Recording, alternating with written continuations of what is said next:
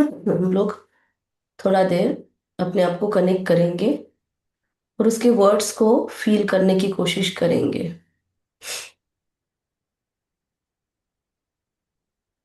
ओम शांति जी। ओम ओम शांति। शांति। Good morning. एक सॉन्ग प्ले कर गुड रही हूँ, मॉर्निंग। उसको हम फील करेंगे अभी। आंखें खुली रख के या बंद करके, आपको जैसे भी करना है आप फील कर सकते हो। आवाज आ रही है क्या, मुझे सिर्फ बताना। तेरा मंगल, तेरा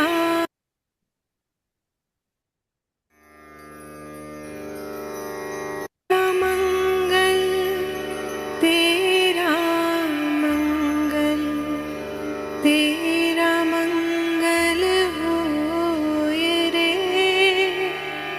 सबका मंगल, सबका मंगल, सबका मंगल होए रे। जिस गुरुदेव ने धर्म दिया है, उनका मंगल होए रे। जिस जननी ने जन्म दिया है, उसका मंगल होए रे। पाला पोसा और बढ़ाया, उस पिता का मंगल होए रे। इस जगत के सब दुखियारे प्राणी का मंगल होए रे। जल में, स्थल में और गगन में, सबका मंगल होए रे। अंतर मन की गांठें टूटे, अंतर निर्मल होए रे। राग द्वेष और मोह मिट जाए, शील समाधि होए रे। शुद्ध धर्म धरती पर जागे, पाप पराजित होए रे। इस धरती के तरतिन में, कण कण में धर्म समोए रे। शुद्ध धर्म जन जन में जागे, घर घर शांति समो। ओम शांति।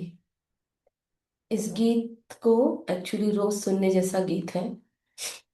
जब हमारी शुभकामनाएं, शुभ भावनाएं बढ़ जाती है, तो उसके बाद ऑटोमेटिक हमारे अंदर वो जीवन मूल्य आने लगते हैं।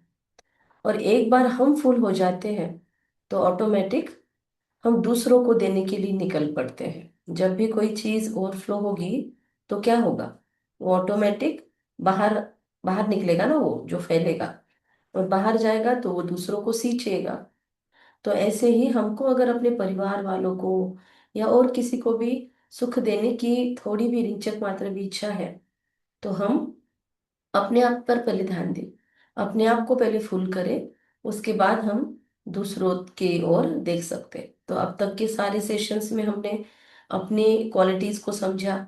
हम जैसे खुद को बोलते थे आरतियों में, कथाओं में, लेकिन हमने हमेशा खुद को नीचे रखा और हमेशा परमात्मा को, दूसरों को हमने ऊंचा रखा। हमने ये सोचा कि हम दूसरों को ऊंचा करने से हम ऊंचे हो जाएंगे। पर हमको ध्यान में आया कि अगर हम हाई सोचेंगे तो ही उस हाई फ्रीक्वेंसी पे जाएंगे। अपने आप को डाउन करके हम दूसरों की केवल तारीफ करके ये नहीं हासिल कर सकते हैं। फिर हमने अपने आप का परिचय लिया, हमने देखा हम कैसे हैं सूक्ष्म, और हमने परमात्मा का परिचय लिया। फिर हमने शिव और शंकर जी में क्या भेद है वो भी देखा। फिर हमने परमात्मा का धाम कौन सा है वो भी देखा। हमने परमात्मा को याद करने की सही विधि क्या है उस पर भी फोकस किया।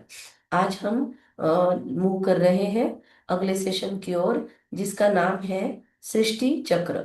सृष्टि चक्र, इस सृष्टि के अंदर जब हम आते हैं तो हम एक बहुत सुंदर चक्र के थ्रू गुजरते हैं। हमारे जीवन के अंदर बहुत सारे चक्रास हैं। आप लोग भी थोड़ा सोचोगे तो आपको भी समझ में आ जाएगा कि कौन से चक्र हमारे जीवन में है। तो मैं आपसे पूछना चाहूंगी, आप बताइए मुझे कि आपको क्या लगता है कौन से चक्र है हमारे जिंदगी में। जनरली अपने आसपास में हम देखते हैं तो कौन से चक्रास है। वीडियो ऑन करना पॉसिबल है सबको तो ऑन करो, जब तक पीपीटी शेयर नहीं होता है तब तक। और बताना शुरू करो, ऑडियो ऑन रखिए सब लोग।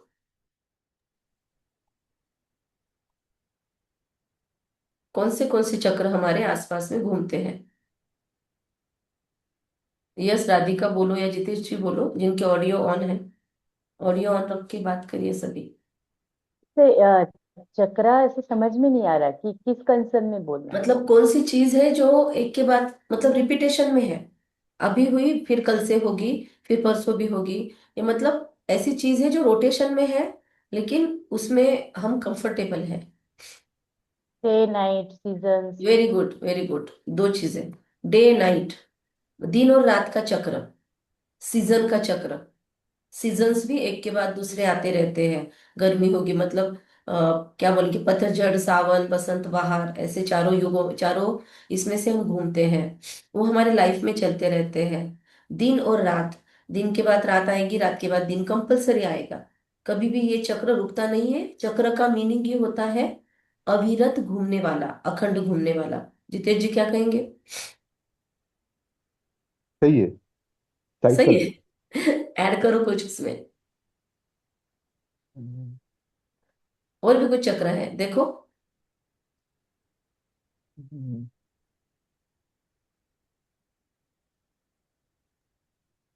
सीमा जी बोलेंगे या फिर पूजा जी। पूजा बोलो, आप बोलो। यदि हम्म, आवाज नहीं आई आपकी। पूजा, दुख दुख। नहीं आपकी आवाज नहीं आ रही है। Realme 6C55, अपना नाम बदल बदल हाँ, दीजिए वहां पे। हाँ मेरा है दीदी हो सीमा। जाए हाँ। हाँ पूजा जी बोलिए। हेलो। आवाज आ रही है क्या मेरी? हाँ आ रही अच्छे से आ रही, बोलिए। ओके। मैंने बोला सुख और दुख का ये भी एक चक्र होता है आई थिंक। अच्छा, अच्छा सुख और दुख का चक्र, ठीक है और बोलो।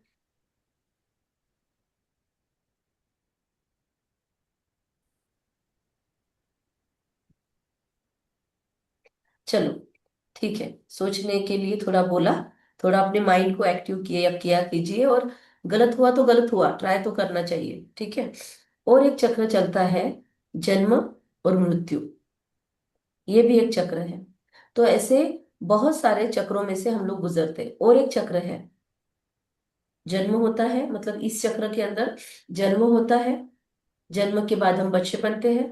बच्चा बड़ा होने के बाद एक युवा अवस्था में जाएगा, फिर प्रौढ़ावस्था में जाएगा, बूढ़ा होगा। बूढ़ा होने के बाद फिर से मृत्यु होगी, फिर से वो किसी माँ के गर्भ में जाएगा, फिर से वही रोटेशन शुरू होगा। तो इस तरीके से इन साइकिल्स में हम इस दुनिया में आने के बाद, इस विश्व के अंदर आने के बाद घूमते रहते हैं। तो ये विश्व भी खुद अपने आप में एक साइकिल है, ठीक है। तो अभी आपको वीडियो ऑफ करना है तो आप, अभी हम पिक्चर की ओर बढ़ रहे हैं। तो ये एक चित्र आपके सामने है।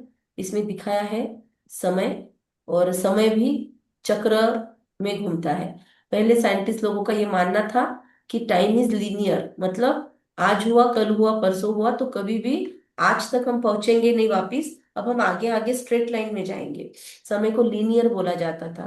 फिर उसके बाद में इसके ऊपर बहुत बढ़िया रिसर्चेस हुए, और फिर साइंस ने अपने ही पहले के शोधों को खारिज करके एक नया शोध सबके सामने रखा कि टाइम इज साइक्लिक। मतलब टाइम फिर से रोटेट होता है, टाइम कंटिन्यू घूमता है, और वो लिनियर नहीं होते हुए ऐसे घड़ी के जैसे घूमता है। अभी इम्पोर्टेंट क्यों है समय को जानना? ये जरूरी है। समय को समझना जरूरी क्यों है? इस कोर्स के अंदर उसको इम्पोर्टेंस देके क्यों बिठाया गया होगा एक दिन के रूप में? फिर 5,000 वर्ष हम बहुत बार सुनते हैं कि सनातन धर्म था 5,000 वर्ष पहले। तो क्या है उसका इतिहास, उसकी झलक भी देखेंगे। और यहाँ पर देख रहे हैं हम क्या चाहते हैं। ये व्यक्ति चाहता है कि वो समय के पहिए को रोक दे या फिर समय को मोड़ ले। एक अच्छा समय जो है उसको रोक के रख ले या फिर अपने हिसाब से समय को मोड़ ले। तो ये पॉसिबल हो सकता है क्या कि समय को हम रोक ले या अपने हिसाब से मोड़ दे? समय यस। को रोकना तो नहीं होगा। हाँ, मतलब जैसे साइंस बहुत कुछ कर सकता है लेकिन समय को रोका नहीं जा सकता। हाँ, उसको एक्सेप्ट अगर कर ले हम तो हमारी लाइफ हैप्पी हो सकती है। पर हमारे हैप्पीनेस के हिसाब से हम समय को मोड़े, ये नहीं होता। हम समय के साथ अगर चले तो फिर हम हैप्पी हो सकते हैं। एक एग्जांपल देती हूँ। शादी होके घर में बहू आ रही है ना? तो एक पीढ़ी बदल रही है, समय बदल रहा है। अगर घर के बुजुर्ग लोग उस नई बहू बोलो या नए बच्चे आ रहे हैं घर में, तो भी एक नई पीढ़ी आ रही है घर में। तो नए बच्चे, युवा और बहुएं जो भी न्यू आ रहे हैं ये जनरेशन, उसके साथ ओल्ड जनरेशन कहेंगी कि मैं हम इनके साथ चलेंगे ही नहीं, हमारा जो है पुराना वही चलेगा कार्यक्रम। तो क्या ये एक्सेप्टेबल है इजीली? और क्या इससे हार्मनी क्रिएट होगी? इससे लाइफ में खुशी नहीं क्रिएट होगी। लेकिन अगर पुरानी पीढ़ी भी कहे कि ओके, कुछ तुम बोलो कुछ हम बोले, कुछ आप हम आपके तरह से मोल्ड होंगे और कुछ आप हमारे हिसाब से मोल्ड हो जाओ, जब ये बातें होती है तब ही घर में एक हार्मनी का माहौल होता है। तो अगर उन्होंने बोल दिया नहीं समय बदल रहा है ना, वो 80 के पीरियड 1900 समझो, वो समझो 19वीं शताब्दी के लोग हैं या उस उसके पहले के हैं, और फिर आने वाली जनरेशन अलग शताब्दी की है या वो 20वीं शताब्दी की है, आने वाली 21वीं शताब्दी की है। तो अगर वो कहे कि हम इनके साथ मैनेज नहीं करते तो भी टाइम तो आगे चलेगा लेकिन हमारे लाइफ में कियोस मच जाएगा। और ऐसे ही रिवर्स वे में ये पुरानी पीढ़ी माने ही नहीं कि ये समय होके गया या इनका भी एक समय था, इनके भी कुछ संस्कार हैं। तो आज जो हो रहा है, अफरा तफरी मच रही है सब तरफ, संस्कारों की लैकिंग हो रही है, बगैर संस्कार के दिशाहीन होकर मानवता भटक रही है, ये उसी के कारण हो रहा है। तो इसलिए समय के बहाव को हमको समझ के उसको एक्सेप्ट करके चलना होगा कि एक समय ये भी था, अभी हम कौन से समय में है और आने वाले समय में क्या चलने वाला है। जो समय की पुकार को समझ के समय के साथ साथ कदम से कदम मिला के चलता है, वही व्यक्ति लाइफ में प्रोग्रेस करता है। अगर जैसे एआई आ गया और हम एआई के नाम से पत्थर फोड़े और बस नाम रखते रहे एआई को, तो क्या हमारे लिए रुकने वाला है दुनिया? नहीं। बेटर क्या होगा कि हम एआई सीख लें, हम उसके साथ फेमिलियर हो जाएं, हम उसको अपने लाइफ में बेहतर अपने तरीके से ढालना सीख लें, तो फिर हमारी लाइफ बहुत हैप्पी हो जाएगी। तो इसी तरीके से ये समय का चक्र है। हम आगे कुछ सवाल आपके सामने रखते हैं, राइट? तो अभी आप लोग अपने फटाफट मत बताएंगे इसके ऊपर, ऑडियो में ऑन चाहती हूँ आप लोगों के इसके लिए कि अभी वर्तमान समय के लिए आप लोग क्या कहेंगे। वर्तमान का समय कैसा है, अभी का समय क्या है, और अभी धर्म की अवस्था कैसी है, बताइए। पूजा जी आप भी ऑडियो ऑन रखिए। जो रिपीटर्स है उनको नहीं पूछूंगी मैं, जो न्यू है उनको ही पूछ रही हूँ। जितेश जी आप भी बता सकते हैं, राधिका पूजा आप तीनों बताओ। खुशी नहीं है, हाँ। वर्तमान समय के लिए आप क्या बोलोगे कि ये समय ऐसे ही रहा तो ठीक है या या बदलना चाहिए? बदलना चाहिए। बदलना चाहिए, राइट। तो और धर्म की अवस्था क्या है अभी? धर्म भी जो चल रहा है वो बदलना चाहिए वैसे ठीक है या इम्बैलेंस हो? नहीं, बदलना चाहिए। हाँ, क्योंकि चारों तरफ इम्बैलेंस दिखाई दे रहा है, तो इसमें कुछ परिवर्तन की नीड है। उसके बाद ये इम्बैलेंस हुआ क्यों, बाय द वे? ये जो अभी मैंने थोड़ी देर पहले बताया, उसी के कारण इम्बैलेंस हुआ। विदाउट एक्सेप्टेंस हम चल रहे हैं। अच्छा, फ्यूचर क्या होगा? अभी जो चल रहा है वो ऐसे ही चलता रहा तो फ्यूचर क्या होगा, डार्क और वाइट? डार्क। हाँ, यस, कुछ भी नहीं बदला हमने, जैसे चल रहा है चलने दिया। कुछ भी उसके अंदर इंटरफेयर नहीं किया, कुछ भी उसके ऊपर काम नहीं किया बैठ के, खुद के ऊपर या समाज के ऊपर कुछ रिफॉर्म्स नहीं लाए, तो फ्यूचर बहुत डार्क हो जाएगा, राइट? उसके बाद भारत को कहा जाता है सोने की चिड़िया। और अभी हम देख रहे हैं कितने कर्जे हैं, अपने रुपए का वैल्यू भी लोगों के हिसाब से हम देखेंगे तो कम है। तो फिर ये गोल्डन स्पैरो कैसे हुई? सोने की चिड़िया, यहाँ से सोने का धुआं निकलता है, तो ये कब हुआ? राइट। इस पे थोड़ा सोचने की चीज है। मतलब ऐसा कोई समय इस दुनिया में आकर गया जब भारत सोने की चिड़िया था, है ना? और उसका अपोजिट क्या हो गया अभी? इधर देख रहे हो आप, सेल्फी। आज सेल्फी निकालने का लोगों को बहुत शौक है, लेकिन आज इनर सेल्फी निकालेंगे तो एक व्यक्ति अंधियारे में भटक रहा है, लेकिन प्लस पॉइंट ये है उसके पास एक दिया है। तो ज्ञान कभी भी उस रोशनी का काम करता है। तो क्या मेरे हाथ में भी दिया है रियलाइजेशन का? और मुझ में जो स्टक एनर्जी है पास्ट वाली, उसको रिलीज करने का। मतलब जो अच्छा पास्ट है उससे सीख ले, और जो बुरा पास्ट है उसको भूलते चले, उसको हम कहेंगे रिलीज करना। और फिर से खुद को रिफ्रेश करना, रिन्यूएशन चलते रहना चाहिए, न्यू एडिशन होते रहना चाहिए। राइट।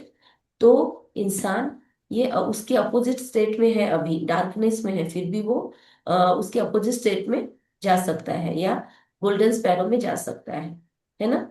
तो फिर ये गोल्डन स्पैरो है, था, समझो, और अभी इसमें है। फिर से गोल्डन स्पैरो को हमको देखना है भारत में, क्योंकि एक्चुअली हम अपने लाइफ में जिस चीज को देख लेते हैं ना, उसकी उम्मीद करते हैं। जिस चीज को लाइफ में हम देख लेते हैं उसकी उम्मीद करते हैं कि हाँ, अगर पसंद आया, समझो हम किसी घूमने के लिए कोई प्लेस पे गए, वो हमको अच्छा लगा, तो हम क्या बोलते, फिर से वहां जाएंगे, है ना? क्योंकि हमको वहां की वो एक्सपीरियंसेस याद है। तो वैसे ही हम लाइफ में सुख शांति प्रेम ये मांगते क्यों है? इससे कनेक्ट करो। क्यों मांगते हैं? क्योंकि हम भी इससे बने हुए हैं। हम कभी ना कभी हाईएस्ट सुख की स्टेट में रहे हुए हैं, तभी हमको वो चली गई लाइफ में से तो अनईजी होता है। फॉर एग्जाम्पल, हम बहुत रिच थे, बहुत हमारे पास पैसा था, और कुछ कारणवश अभी पैसा नहीं है। तो हम क्या चाहते हैं? हम फिर से उस स्टेट में जाने की कोशिश करते हैं, हम फिर से उतने लाखों उतने करोड़ों कमाना चाहते हैं। अगर कोई हमारे पास जमीन है और वो चली गई, तो हम फिर से उसको लेने की कोशिश करते हैं, कि हम अपने आप को उस लेवल पे लेके जाए कमाई से, कि हम फिर से वो ले सके। मतलब जो अच्छी वाली स्टेट है उसको हम फिर से लाने की कोशिश करते हैं। हर कोई दिन की राह देखता है, अंधेरा किसी को पसंद नहीं आता। फिर भी अंधेरा पसंद आने नहीं आने पे अपने काम नहीं करता, वो आता ही है। रात नहीं आएगी तो दिन का वैल्यू नहीं होगा, और दिन नहीं होगा तो रात का वैल्यू नहीं होगा। इसलिए दोनों भी स्टेट दुनिया के महत्वपूर्ण है। इस चक्र का डार्कर फेस भी जरूरी है और ब्राइटर फेस भी जरूरी है। ओके। तो और हम इसके ऊपर खुद को पूछेंगे कि अगर हमको वो पुरानी दुनिया जहाँ पे भारत गोल्डन था, वो क्यों याद आती है, और उसको बनाया किसने होगा? राइट। तो ऐसे कुछ सवाल है, उसके कारण और निवारण हमको आज देखने हैं। ठीक है। तो अच्छा, कौन सी चीज हमको एक्सेप्टेबल है? अभी लोग कहते हैं विनाश हो जाएगा, विनाश हो जाएगा। तो विनाश की चीज एक्सेप्टेबल है, या एक प्योर परिवर्तन होगा, चेंजेस होंगे? ऐसे सब कुछ खत्म नहीं हो जाएगा। इसमें अच्छाई पे काम कर करके उस अच्छाई को पनपाया जाएगा, और बुराइयों को धीरे धीरे माइनस किया जाएगा लाइफ। आपको दोनों में से क्या पसंद है, परिवर्तन और डिस्ट्रक्शन? परिवर्तन। परिवर्तन ज्यादा अच्छा है, क्योंकि वो हमारे एफर्ट से बनेगा, लेकिन उसमें बहुत ज्यादा किया मतलब ये नहीं है। हाँ, परिवर्तन के अंदर फिर हम, अगर हमारा घर मकान पुराना हो गया है, तो हम उसको डिसमेंटल कर सकते हैं, या तो उसको रिनोवेट कर सकते हैं। राइट। और पूरी तरीके से जमीन थोड़ी खत्म कर देते हैं, हम कुछ ना कुछ हम उसमें से रख के फिर काम शुरू करते हैं। तो वैसे ही इस दुनिया का हो रहा है। राइट। पूरी तरीके से सब कुछ जीरो करके फिर से स्टार्ट करते हैं, ये भी एक प्रोसेस है, फाउंडेशन से शुरुआत करना। लेकिन परमात्मा जब इस दुनिया को बदलता है ना, तो उसका तरीका अलग है। वो इस दुनिया में रहते हुए ही फाउंडेशन डालना शुरू कर देता है। जैसे कभी कभी उसी घर के किसी कोने में हम अपना सारा सामान शिफ्ट करते हैं, और घर का बाद में कंस्ट्रक्शन शुरू हो जाता है, या फिर घर के नजदीक कोई ले लेते हैं, नजदीक का कोई रूम्स वगैरह, वहां पे रहते हुए हम घर का फाउंडेशन स्टार्ट करते हैं। तो परमात्मा ने भी इस दुनिया में ऐसा ही काम शुरू किया हुआ है। परमात्मा भी वही कार्य अभी कर रहे हैं, कि जिसके अंदर हम लोगों को एक अलग से पॉट में रखा हुआ है। जैसे मतलब हमको ये नॉलेज देके मेडिटेशन के थ्रू हमारी पूरी शिफ्टिंग कर दी है उसने। और उस शिफ्टिंग के साथ साथ दुनिया के अंदर फाउंडेशन से काम चल रहा है। मतलब हमारे रूट्स को ही वो ट्रांसफॉर्म कर रहा है। हमको बेसिक से ही बदल रहा है, ऊपर ऊपर से नहीं। अंदर में ही जो गीत हमने सुना ना, तो अंदर में ही हमारे अंदर वो सारी दिव्यताएं वो इमर्ज करवा रहा है। कैसे? मेडिटेशन में हमने कभी भी दूसरे के द्वारा चेंज होने की बातें नहीं सुनी। हमने अभी तक जो भी सीखा उसमें सारी चीजें खुद की तरफ फोकस कर रही है। खुद को बदलना है, खुद को बदलना है। मैं आत्मा हूँ, मुझे ये दिव्य गुण मेरे अंदर है, तो मुझे ये दिव्य गुण फिर से लाने हैं। तो हर किसी को बस खुद के ट्रांसफॉर्मेशन का टारगेट दिया हुआ है। राइट? हमने हम्म, देखा होगा गोवर्धन पर्वत उठाया श्री कृष्ण जी ने। कैसे उठाया? अकेले उठा सकते थे, उनकी कैपेसिटी थी, लेकिन उन्होंने सब लोगों को साथ में लिया क्योंकि गोकुल उनका था। तो सब लोगों ने क्या किया? ऐसे पूरे हाथ जोर दे के उठाओ ऐसे बोला या क्या बोला? याद है? गोवर्धन पर्वत में सब लोगों ने क्या कंट्रीब्यूट किया? किसी ने लकड़ी लगाई, किसी ने कुछ लगाया, जिससे जो बन सका वो किया। नहीं, लेकिन हाथ नहीं लगाने को बोला, बोला छोटी उंगली लगाओ। उन्होंने खुद की भी हाँ। छोटी उंगली पे पकड़ा हुआ दिखाते हैं। अब एक्चुअली पूरे हाथों की उंगली में ये सबसे छोटी है, ये नाजुक भी है, इसका वजन भी सबसे कम है, इसकी स्ट्रेंथ भी सबसे कम है। तो छोटी सी उंगली लगाने को बोला। वैसे ही फील करो, ये पूरी दुनिया है ना? तो पूरी हम्म, दुनिया को हमको नहीं देखना है कि ये बदले वो बदले। हमको बस अपनी ओर देखना है कि मैं बदल जाऊं, मेरे अकेले का परिवर्तन ऐसे हर कोई सोचे। तो इसीलिए बोलते हैं स्व परिवर्तन से विश्व परिवर्तन। तो परमात्मा हमको इस तरीके से गोवर्धन पर्वत उठाना सिखाता है कि हमको दूसरे का न सोचते हुए वो बदले, उसमें कैसे ट्रांसफॉर्मेशन हो। इसकी जगह पे मैं अपनी तरफ से क्या स्टेप ले सकती हूँ? भले बेबी स्टेप लूं या बड़ी स्टेप लूं, लेकिन कुछ ना कुछ मैं खुद के तरीके से कर सकता हूँ, क्योंकि पूरी दुनिया में एक ही पर्सन है जो हमारे कंट्रोल में है, या जिसको हम ट्रांसफॉर्म कर सकते हैं, और वो कौन है? खुद। मैं खुद। तो हम बस खुद पे काम कर सकते हैं आसानी से। जितना खींचना है खींच सकते हैं, जितना मोड़ना है मोड़ सकते हैं, जितना निचोड़ना है निचोड़ सकते हैं, जितना खुद की कैपेसिटी बढ़ाना है उतना हम बढ़ा सकते हैं। तो हम खुद के दायरे में पूरी तरीके से पहले ले ले खुद को। उसके बाद हर किसी को ये बात समझाई जा रही है आज इस कोर्स के द्वारा या मेडिटेशन सेशंस के द्वारा। हर किसी को यही बात पहुंचाई जा रही है कि हमारे हाथ में हम खुद है, हम बस खुद पे काम करें तो ऑटोमेटिक वर्ल्ड ट्रांसफॉर्म हो सकता है। हमको दुनिया को नहीं देखना है, हमको बस वो दिया खुद तक जलाना है। राइट? तो इस तरीके से परमात्मा करवा रहा है परिवर्तन का कार्य, एंड इस तरीके से करवा रहा है। ठीक है? और भी एक कुछ सवाल है, और भी कुछ चीजें आपके सामने, कि इस दुनिया की केओटिक स्टेट क्यों हुई? क्योंकि population explosion too much. Right? उसके बाद एक घर की मैं आपको स्टोरी बताती हूँ, लोगों की भी वृत्तियां ऐसे क्यों हो गई। समझो एक घर में दो लोग रहते हैं। ओके? वो दो लोग घर में रहते हैं, मतलब एक अकेला व्यक्ति है, उसका बहुत बड़ा मकान है, 100 एकड़ की जमीन है, बहुत बड़ा आलीशान पूरा राजवाड़े जैसा महल है उसका, उसमें वो रहता है। तो अब उसके पास कैसी फीलिंग्स है? भरपूरता की, कि मेरे पास बहुत है। फिर उसके घर में उसका एक पार्टनर आता है, वो दोनों रहने लगे। तो अब मुझे बताओ, 100 एकड़ जमीन और इतने बड़े बंगले के कितने मालिक हो गए? दो। दो मालिक हो गए। तो ये दो मालिक में अभी शेयरिंग हो गया, मतलब एक की 50 एकड़, दूसरे की 50 एकड़। तो उसकी 100 एकड़ डायरेक्ट दो में डिवाइड हो गई। अब धीरे धीरे उनके घर में बच्चे आते हैं, और एक आया और एक आया और दो बच्चे आते हैं। तो अब इसी प्रॉपर्टी के चार मालिक हो गए। राइट? फिर भी वो एक दूसरे के साथ शेयरिंग करते करते हंसी खुशी, बहुत ही क्या कहेंगे, बैलेंस के साथ जिंदगी जी रहे। आगे और स्टेट आती है, समय बीतता जाता है, और उन दो के और दो दो हो जाते हैं। राइट? हम्म, अब और ज्यादा, और प्रॉपर्टी तो उतनी है, वो नहीं बढ़ रही है। ये दुनिया के हिसाब से अगर सोचे तो जमीन उतनी ही है, सोर्सेस रिसोर्सेस उतने ही है, तो उसके अंदर पॉपुलेशन बढ़ती जा रही है। राइट? पहले दो थे, अब चार हो गए, चार के छह हो गए, छह के आठ हो गए, जो भी है। तो इस तरीके से वो रेशो में बढ़ते जा रहे हैं। या फिर कभी कभी ऐसा होता है बगैर रेशो भी बढ़ते जाते हैं, किसी के तीन बच्चे, किसी के दो, किसी के पांच। तो ऐसे बढ़ते जा रहा है। तो अब उसी घर के अंदर एक एक हिस्से में सब लोग रहने लगे। अभी सबका एरिया छोटा छोटा होता जा रहा है। कुछ समय के बाद घर में चार पांच पीढ़ियां आ गई, बहुत सारे लोग हो गए।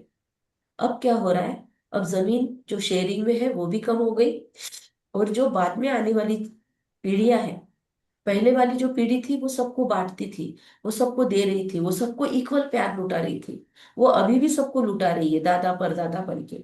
लेकिन जो अभी आई हुई है, उनको कुछ भी नहीं पता ये सब बना कैसे। वो सब तो रेडीमेड में आ गए, तो उनको पता नहीं है इसके लिए क्या एफर्ट्स लगे हुए थे। राइट। तो अभी उनको फ्री में सब कुछ मिला हुआ है। लेकिन अब उनको क्या, उनके अंदर में क्या चल रहा है कि भाई उसके हिस्से में इतना है, अपने हिस्से में ज्यादा कैसे आए। कमाई हो रही है तो पहले सब लोग साथ में से ही खाते थे, एक ही जगह पे सब होता था। अब लग रहा है मेरे हिस्से में ज्यादा कैसे इकट्ठा करूं, है ना। तो इस तरीके की भावनाएं अब धीरे धीरे उनके अंदर आने लगी है। तो अब फीलिंग क्या होती जा रही है, अब फीलिंग्स एक दूसरे के लिए बदलती जा रही है, स्वार्थ उसमें ऐड होता जा रहा है। क्योंकि अब डिटोरिएट होती जा रही है स्टेट।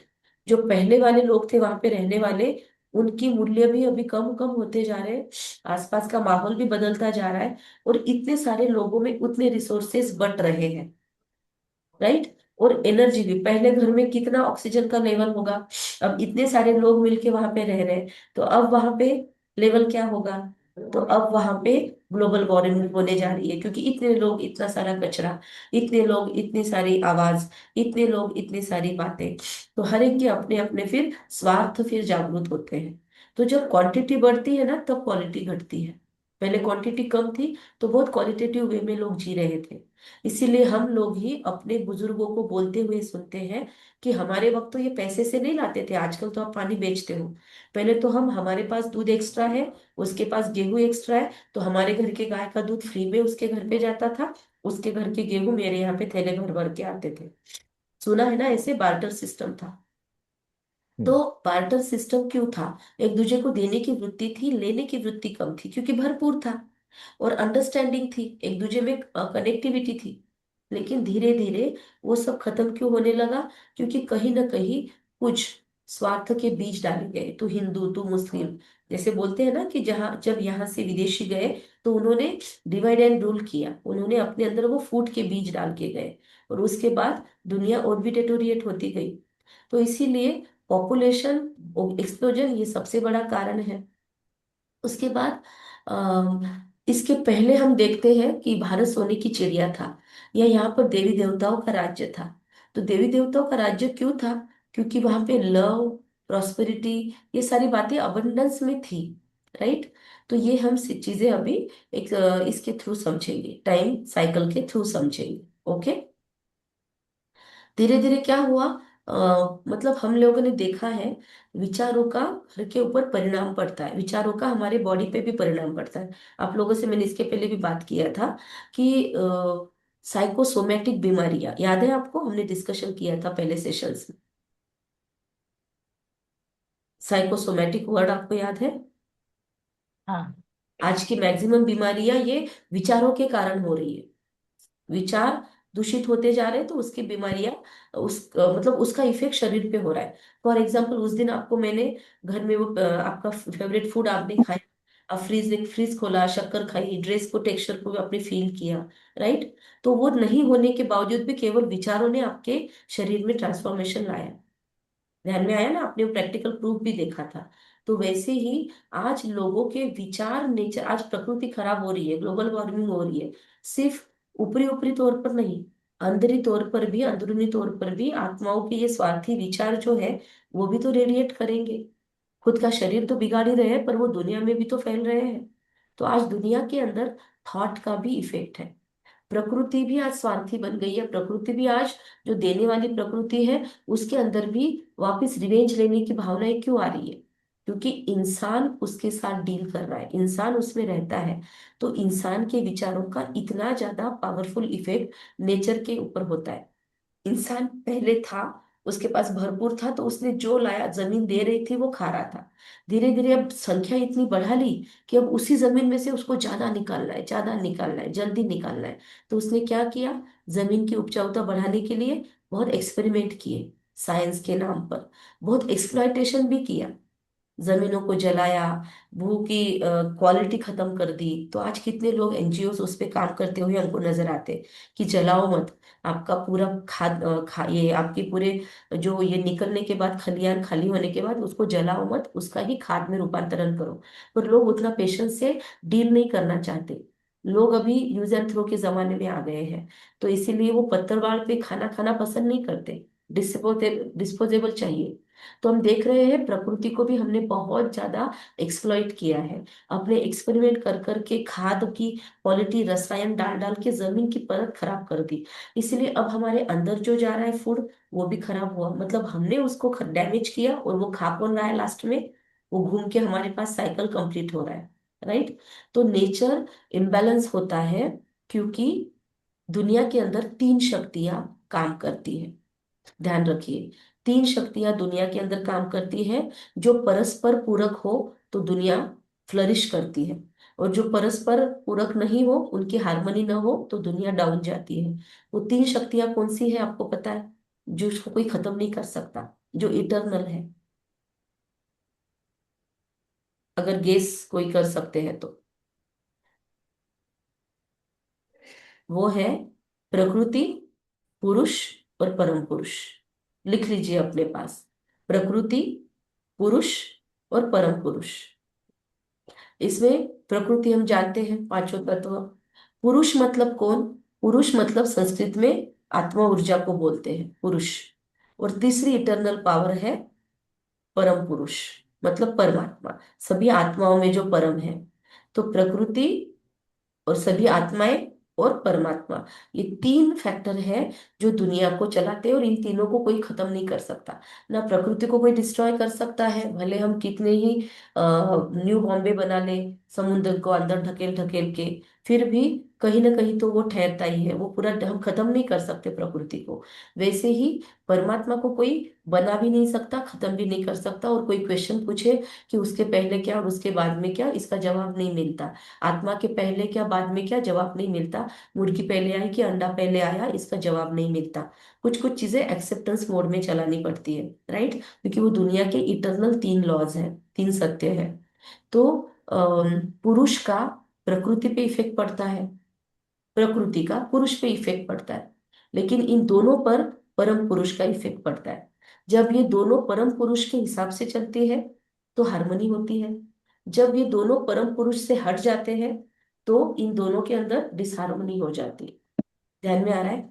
इसीलिए अब समय की पुकार है कि फिर से प्रकृति और पुरुष को, उस परम पुरुष से कनेक्ट होना जरूरी है। अब प्रकृति तो इंसान पुरुष जैसी सजीव नहीं है, उसको विचार नहीं है खुद के। तो यहाँ पर रोल ज्यादा पुरुष का बनता है, हम आत्माओं का बनता है, कि हम उससे कनेक्ट हो जाए, और फिर हमारे अंदर भरने के बाद हम इस प्रकृति को भी दे। जो हमने आज सुना, तेरा मंगल तेरा मंगल तेरा मंगल होए रे, तो हम खुद को भरे, और हम अपने आसपास की प्रकृति को बैठकर योग का दान दें, योग का दान दे। हम मेडिटेशन कर रहे हैं तो हम फील करें हमारी एनर्जी, धरती, आकाश, जल, जितना भी दुनिया के अंदर जल फैला हुआ है, जितना भी वायु है, इन सब के तरफ हमारे अंदर से प्योर एनर्जी जा रही है। ये भी एक मेडिटेशन का टाइप है। इसको कहते हैं सकाश देना। आप शब्द लिख लो, सकाश देना। परमात्मा की लैंग्वेज थोड़ी सी चेंज है। सकाश देना मतलब परमात्मा से एनर्जी लेके दूसरों को देना। फिर ये हम दूसरे पुरुषों को भी दे सकते हैं, मतलब दूसरे सोल्स को भी। जैसे आप लोग अपने अपने जगह बैठ के अपने बच्चों को भी एनर्जी दे सकते हो, रेडिएट कर सकते हो। आप अपने शरीर को भी, इस प्रकृति को भी ऊर्जा दे सकते हो, और आसपास के अपने घर को भी दे सकते हो, और घर के बाहर लोगों के घर है कॉलोनी, उनको भी दे सकते हो। कॉलोनीज के बाहर एक गांव है, उसको दे सकते हो। ऐसे बहुत सारे गांव है दुनिया में, सारे गांवों को दे सकते हो, अपने राज्य को दे सकते हो। और विस्तृत हो जाओ तो पूरे देश को दे सकते हो। राष्ट्रों से भी बाहर जाओ तो पूरे आपके खंडों को दे सकते हो। खंडों से भी बाहर जाओ तो पूरे यूनिवर्स में आप अपनी ऊर्जा के थ्रू फैल सकते हो।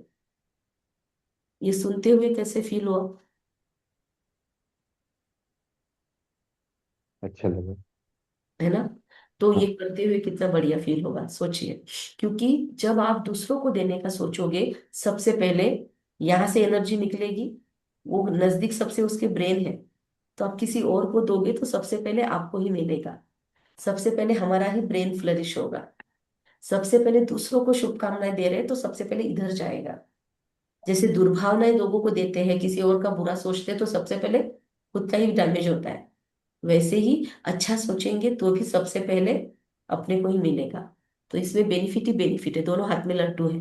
तुम्हारी भी जय जय, हमारी भी जय जय। ओके, तो ये क्लियर हुआ। ओके, अभी वर्तमान समय में हम देख रहे हैं, तो हमने ये बात पे ध्यान दिया कि वर्तमान समय को हम क्या बोलते हैं, कि ये बदलना चाहिए। क्यों? क्योंकि हम देखते हैं केदारनाथ जैसे इतने प्रॉब्लम्स अचानक से आ जाते हैं। मतलब प्रकृति रिवेंजफुल हो गई है, या प्रकृति का प्रकोप प्रकोप चल रहा है, या फिर जियोग्राफी सारी बिगड़ रही है। टेक्टोनिक प्लेट्स अभी ऐसे चेंज हो गई है। सुनामी जब आई थी जापान में, तो आप लोगों को पता होगा कि कुछ अंश में जापान का एंगल ही चेंज हो गया, मतलब जापान की धरती वहां से शिफ्ट होकर दूसरी जगह चली गई। आपने सुना होगा कि इस दुनिया का पहले शेप डिफरेंट था। अभी जैसे खंड है ना, वैसे खंड नहीं थे। साइंस की एक वैन घूमती है, देखो, उसके अंदर ये सब दिखाते हैं कि पहले ये पूरा एक था और इसको एक, एक। हाँ, क्या बोलते हैं, क्या बोला राधिका? नहीं नहीं, पूरा एक था, पूरा जैसे राइट राइट। हाँ, उसको कुछ पैरा कुछ, वर्ड है उसको। हाँ, उसको एक वर्ड है, मुझे पैराबोला है क्या? गोंडावना नहीं। नहीं, पैराबोला नहीं, गोंडावना या ऐसे कुछ बोलते हैं। गोंडावना भी एक नाम है, और एक नाम है, याद आया तो मैं बताती हूँ। तो गोंडावना नाम बोलते थे जनरली उसको, कि सब मिलके कंबाइंड था, फिर बीच में भी कुछ झटके लगे थे, और फिर सारे इधर उधर हो गए, फिर भारत इधर आ गया, ये उधर आ गया। कहते भारत पहले ऊपर इसमें था, नीचे की ओर नहीं था, लेकिन पूरा चेंज हो गया, एक पत्ते की तरह दुनिया का शेप था, राइट। लेकिन इंटरफियरेंस हम लोगों ने अपने निगेटिव वाइब्रेशन से किया। अभी फिर अभी सॉल्यूशन पे क्या बात करेंगे हम, राइट। अभी हम कलयुग की बात कर रहे हैं, तो चलो अब मैं फिर से आपको कुछ पिक्चर्स दिखा देती हूँ, उस पे से ज्यादा क्लैरिटी आएगी।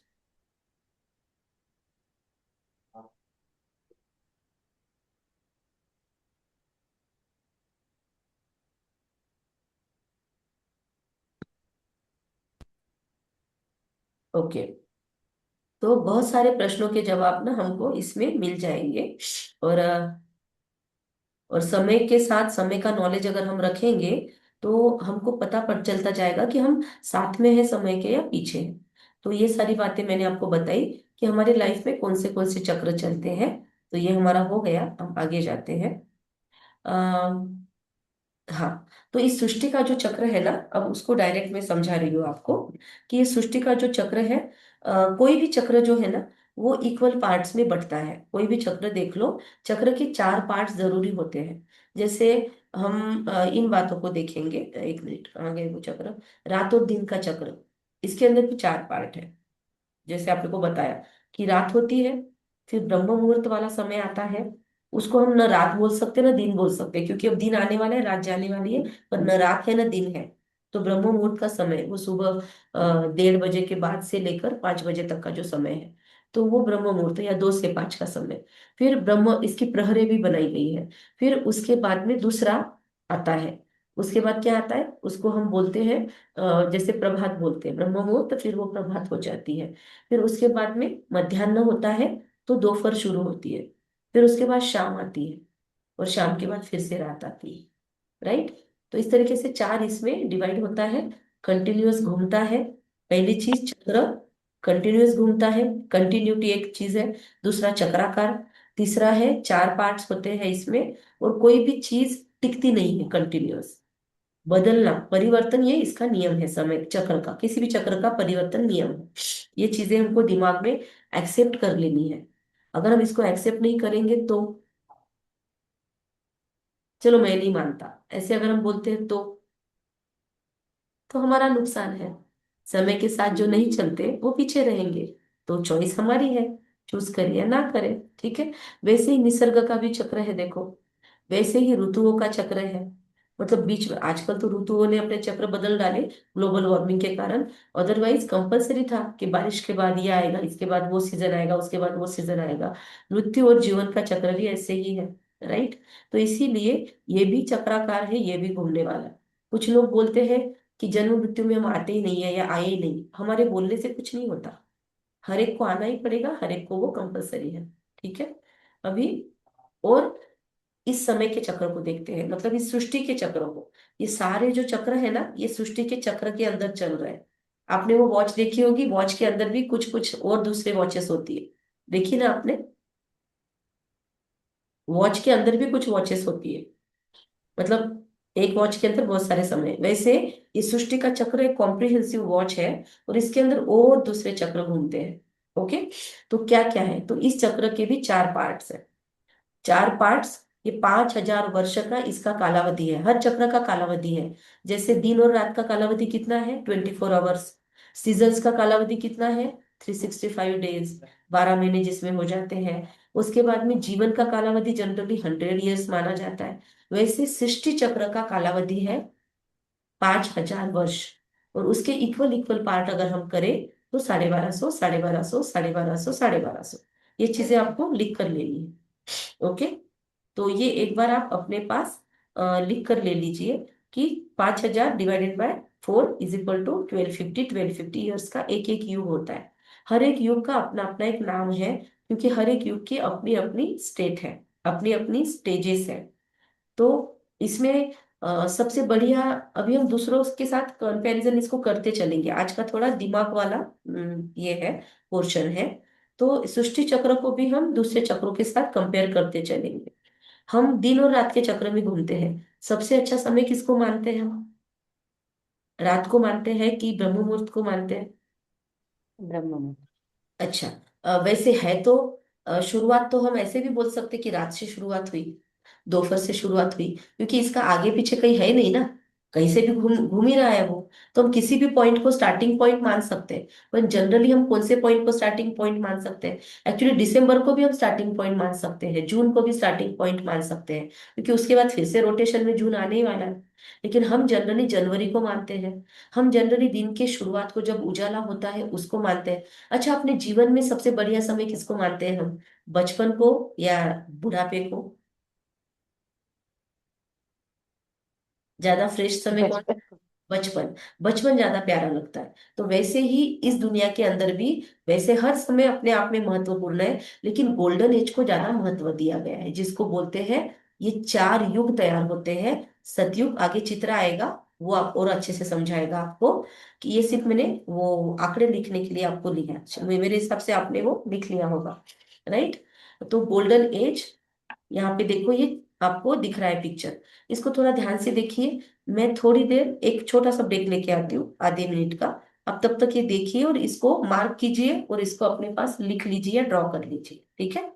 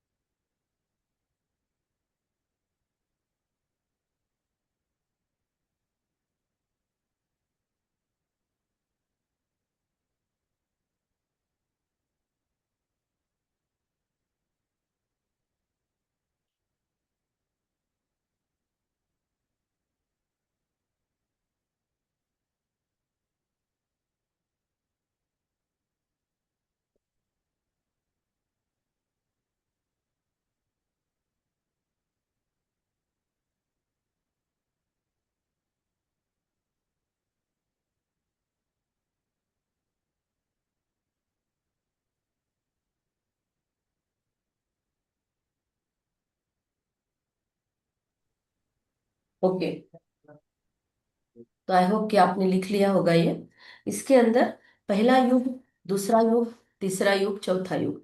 अब आप लोगों को थोड़ा ऑब्जर्व करके मुझे बताना है, आपको इसके अंदर क्या क्या दिखाई दिया, इस पिक्चर में आपको क्या क्या दिखाई दे रहा है।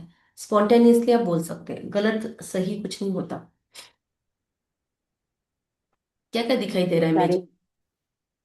सारे युग दिखाई दे रहे हैं, चेंजेस दिखाई दे रहे हैं, कैसे इसका चक्र दिखाई दे रहा है। ओके, और क्या दिखाई दिया? वेरी गुड, और दिखाई दिया ना कुछ? सबके अपने अपने ऑब्जर्वेशन है, बताओ। कुछ कलर्स दिखाई दे रहे हैं, है ना? कलर्स भी दिखाई दे रहे हैं। हाँ, कलर्स भी है। और और भी एक पिक्चर है, और भी कुछ पिक्चर है, कुछ और ऑब्जर्व किया? संगम युग है कुछ। और सोचो। संगम युग भी बीच में थोड़ा सा दिखाई दे रहा है, और सोचो। ऑब्जर्व करो। और भी कोई पिक्चर है जो आपने बहुत बार देखा होगा, इसमें भी आपको दिख रहा है, आपने मार्क किया कि नहीं, मैं वो चेक कर रही हूँ। स्वस्तिका दिखाई दे रहा है? हाँ, और क्या दिखाई दे रहा है? घड़ी दिखाई दे रही है? घड़ी दिखाई दे रही है, सस्ती दिखाई दे यस। और कितने बज रहे हैं घड़ी में?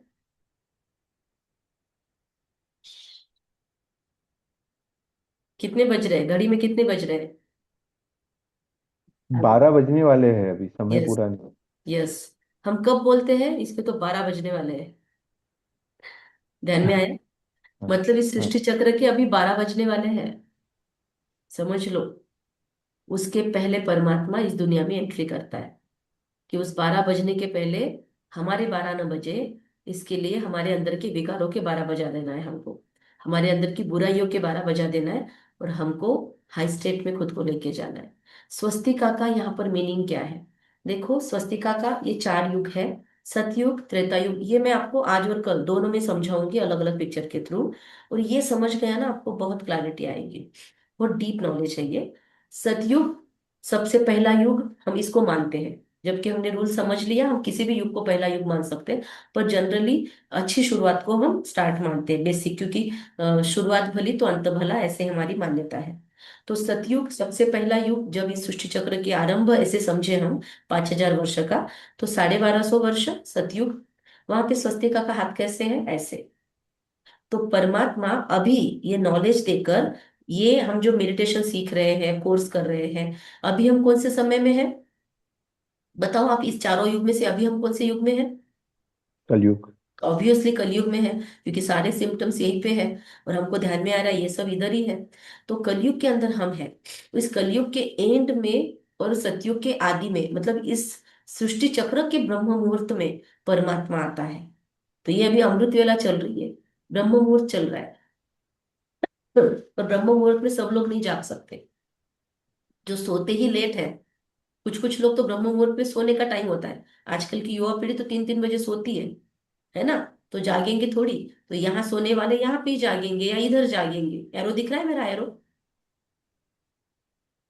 एरो कहाँ घूम रहा है, दिख रहा है मेरा? हाँ, द्वापर युग। राइट। तो यहाँ अगर कोई जाग रहा है, तो उसके लिए अभी से सवेरा है। लेकिन यहाँ पे आके कोई सो रहा है, तो उसके लिए इधर सवेरा होगा, उसको पूरी रेस्ट तो मिलनी चाहिए ना। तो मैं एग्जांपल इसलिए दे रही हूँ, क्योंकि कलयुग के एंड में जब हम तमो प्रधान होते होते जाते हैं, अब यहाँ पे ना हमारी अवस्थाएं भी होती है। अभी सुन लो, लिख लो, बाद में धीरे धीरे समझेगा। सतयुग में अपनी अवस्था सतो प्रधान होती है। मतलब प्रधान मतलब प्रायोरिटी, तो हम सात्विकता को प्रायोरिटी देते हैं सतयुग में, इसलिए यहाँ पे हम सतो प्रधान होते हैं। कलयुग के अंदर हम अ, रजो बनते हैं, सतो बनते हैं। सतो मतलब प्रायोरिटी नहीं है, पर अभी भी सात्विकता है हमारे अंदर, सातों गुण क्वालिटी हमारी हाई है। त्रेता द्वापर युग के अंदर हम रजो बनते हैं। रजो मतलब हाफ, क्वालिटी कम हो गई हमारी। इसको और भी अलग अलग वर्ड्स में बताने वाली हूँ, आप लिखते जाना। कलयुग के अंदर हम तमो बनते हैं, और कलयुग जैसे आगे बढ़ता है हम तमो प्रधान बन जाते हैं। मतलब बुराई की भी अतिरेक, इतनी बुराई कि बाप तक अपने बच्चे का रेप करने में नहीं सोचता है, और बच्चा तक अपने बाप का खून करने में नहीं सोच रहा है। उस अवस्था तक चली जाती है, इंसानियत में कुछ नहीं बचता। तो उस अवस्था में जाने के कारण यहाँ पर हम देख रहे हैं कि वो तमो प्रधानता आती है, इसलिए सृष्टि के 12 बजने वाले दिख रहा है। अच्छा, सतयुग के अंदर स्वस्तिका का हाथ ऐसे है। तो परमात्मा इस संगम युग के अंदर, अभी इस समय में हम सबके अंदर प्योर अच्छे क्वालिटीज का बीजारोपण कर रहे हैं, सीडिंग कर रहे हैं हमको। और यहाँ पर हमारे अंदर दिव्य गुण लाने के लिए हमको मोटिवेट कर रहे हैं, हमको फिर से बोल रहे हैं कि बच्चे आप इन 7 गुणों के बने हुए हो, फिर से अपने ऊपर काम करो और फिर से वो सात्विक अवस्था खुद की लाओ। सोचो, हमने अगर खुद पे काम किया, तो न्यूटन का सिद्धांत है, every action has equal reaction, right? तो हम अगर खुद पे काम करेंगे तो क्या उसका कुछ फल नहीं मिलेगा? क्या कहते हैं राधिका? फल तो मिलता ही है। यस। हम अगर खुद पे अच्छा काम कर रहे हैं तो उसका अच्छा फल मिलेगा। हम अगर बुराइयों पे काम कर रहे हैं, छल कपट सीखने में हम टाइम डाल रहे हैं, तो उसका इफेक्ट मिलेगा। तो वैसे ही संगम युग पर परमात्मा हमको मेडिटेशन द्वारा खुद पे काम करना सिखाते हैं, और वो काम करते करते हम आगे बढ़ते हैं। तो वही संस्कार हमारी पूंजी बन जाती है, और वही संस्कार लेकर आत्मा कैरी फॉरवर्ड करती है। तो संगम युग में परमात्मा हमको देवताई संस्कार देते हैं, डिवाइन क्वालिटीज देते हैं। हमने पहले पहले ही एक दो लेसन्स में देखा था, आपको याद होगा। हमारा टारगेट क्या है इस विश्वविद्यालय में आने का, एम ऑब्जेक्ट। जैसे डॉक्टर बनने के लिए हम मेडिकल कॉलेज में जाते हैं, लॉयर बनने के लिए हम लॉ कॉलेज में जाते हैं, वैसे इस परमात्मा की यूनिवर्सिटी में, इसका नाम क्या है, प्रजापिता ब्रह्मा कुमारी ईश्वरीय विश्वविद्यालय। विश्वविद्यालय में जब हम आते हैं तो हमारा कुछ ना कुछ डिग्री का टारगेट होता है, राइट। और सेल्फ स्टडी होती है। बचपन में हमको टीचर बहुत सपोर्ट करती है, लिख लिख के देती है, मम्मी पापा हेल्प करते हैं, हाथ पकड़ के लिखवाते हैं। लेकिन जब यूनिवर्सिटी में जाते हैं तो सेल्फ स्टडी पे ज्यादा फोकस होता है। तो अभी हमने ये कोर्स के थ्रू परमात्मा के द्वारा स्थापित की हुई स्पिरिचुअल यूनिवर्सिटी में एंट्री लिया है, राइट। प्रजापिता ब्रह्मा कुमारी ईश्वरीय विश्वविद्यालय, तो ये ईश्वर यहाँ पे टीचर है और उसके हम स्टूडेंट बने हैं, और वो हमको किसी न किसी माध्यम के द्वारा ये नॉलेज दे रहा है। तो हम क्या कर रहे हैं, हम खुद पे काम करना सीख रहे हैं, हम सेल्फ स्टडी सीख रहे हैं, हम खुद के दिव्य गुणों को फिर से खुद में हाई करने की कोशिश कर रहे हैं, लेवल अप करने की कोशिश कर रहे हैं, अपडेट करने की कोशिश कर रहे हैं। और यही संस्कार हमारे बन जाएंगे, खुद को चेक करने के, खुद को परिवर्तन करने के। अगर हमारी मृत्यु हो जाए तो अगले जन्म में हम क्या साथ में लेके जाएंगे, ये डिवाइन क्वालिटी साथ में लेके जाएंगे, राइट। हाँ। एक्सेप्ट हो रहा है, हाँ। जी। राइट। तो ये डिवाइन क्वालिटी हम साथ में लेके जाएंगे, और अगला जन्म हमारा कहाँ पे होने वाला है, सतयुग। नियर वर्ल्ड में सतयुग गोल्डन एज आ रही है, तो कॉन्ग्रेचुलेशन।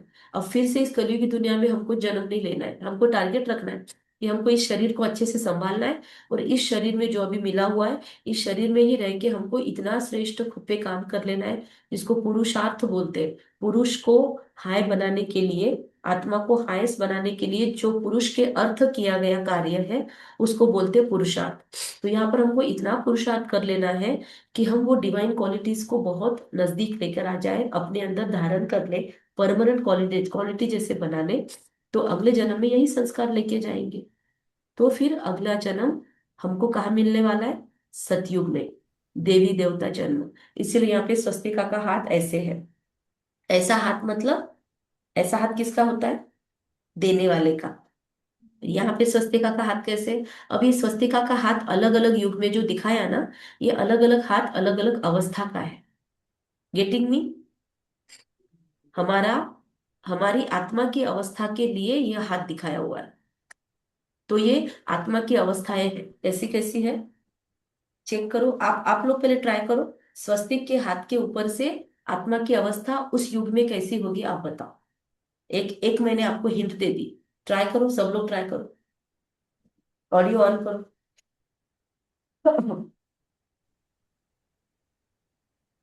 बोलो, जितेश जी बोल सकते हो तो बोलो। अ, दीदी, एक 5 मिनट के लिए मैं लिफ्ट किया था, मीटिंग अच्छा, एक कॉल आया था, तो अभी मुझे पता नहीं 5 मिनट में ओके ओके क्या होगा। राधिका, अच्छा हम ये बात कर रहे हैं कि ये स्वस्तिक जो है ना, ये हम्म। स्वस्तिक की अवस्था, स्वस्तिक के हाथ कहीं ऐसे हैं, कहीं नीचे हैं, कहीं ऐसे है, और कहीं ऐसा है स्वस्तिक, ओके।